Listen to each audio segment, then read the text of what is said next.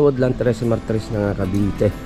Project update tayo. Buhay na yung kamatis niya, mga boss. So, nilagyan yung team natin kamatis. Hapos sili. Wala naman. Taniman ng sili. Libre ka na. Ayan. Okay na tayo dito sa fence natin. Yung mga ilaw na lang naman ilalagay. Dito naman yung block and lot na ilalagay.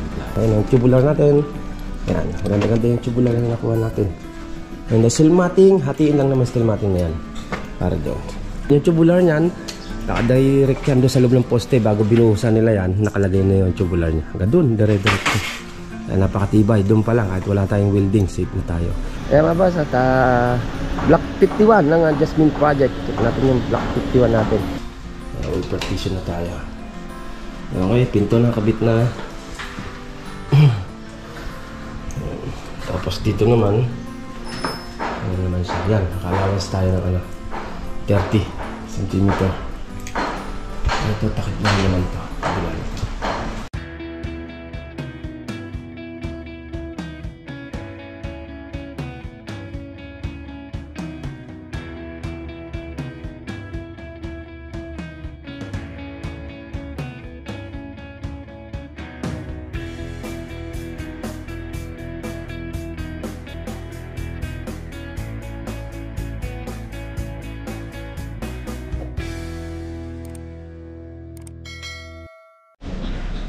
Yeah, mga boss, at good morning. Woodland 13 Martires tayo ng Cavite project natin ng Linea. Ayan, block 39. Hindi, mamaya check natin yung block 51 ng Jasmine.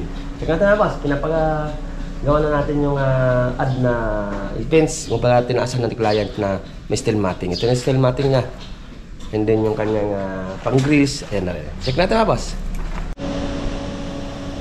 Yun na, at good morning. The Woodland 13 Martires ng Cavite. Ayan, project update tayo. Buhay na yung kamatis niya, mga boss. So, nilagyan yung team natin kamatis. Hapos sili. Wala naman. Taniman ng sili. Libre ka na.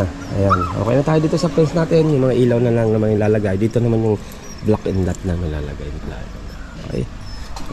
Check natin dito. Ito lang naman yung hinaan natin. At napakahina ng kuryente.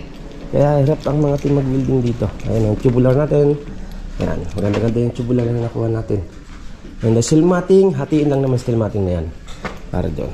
Yung grills lang naman gagawin natin dito. Tsaka doon sa taas. And then ito naman, okay na siya. Tinitik-tik na kasi gawa ng papalitadahan na bawat poste. Kaya kakabit lang natin yung ating steel matting dyan. Yung steel matting dyan, mga same lang din. Taas lang ng konti. Yung hindi ko siya pinantay dyan sa ibabaw ng tubular. Kumbaga nakalagpas pa siya ng kapiraso para medyo may talim na lalagpas. And then ito yung nakaprocess naman to kung magbububong si client dito.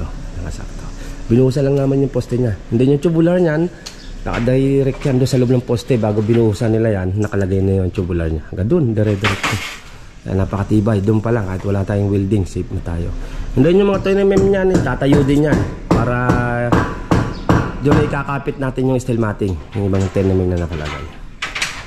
Okay, yan natin yung konting pasilip. Block 39. Yan mga boss, papunta naman tayo sa block 51 ng Jasmine. Dito rin sa the Woodland 13 Martires ng Cavite. Check natin mga boss, update ko kayo pag nandun naman ako. Yan mga boss, at block 51 ng Jasmine project. Check natin yung block 51 natin. Dahil ano na to wall partition na tayo. Okay. Ito pa naman update na natin ito na nakalipas na araw. Dito mo tayo sa second floor. Ito yung mga pinto natin na dinala ko. Tinanggal na namin yung release dito. Wall partition. Ayan o. Okay na tayo. Okay, kakabit na rin naman. Yung black screw niya nandun na lang. Nakirayan ko na nabigay. Kirayan? Yung black screw niya. All partition na tayo. Okay, pinto na kabit na.